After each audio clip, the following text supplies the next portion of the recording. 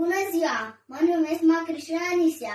Am 9 ani, reprezint Școala Populară de Arte Târgu Jiu, secția externă Rovinari. Sunt în primul an, ca profesor îl am pe Grigore Burlan și voi cânta Mărie din Rum cu Gorj.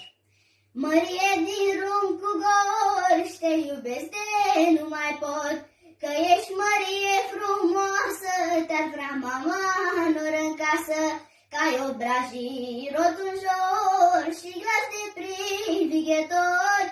Ochii negri de cărbune sunt cei mai frumoși din lume.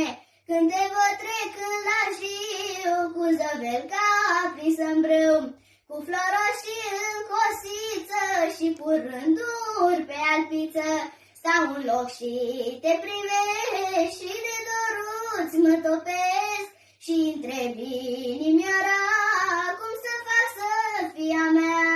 Când te duci la oră în sat, cu mijlocul legănat, și fete mari și bătrâne întorc ochii după tine, flăcăi când te privesc, mândruț o să îmbolnăvesc, și zac mândro și zac greu, cum zac Doamne acum eu, și o să vin la voi în Blai, să te cer lunea Mihai, de tot asta nu te-o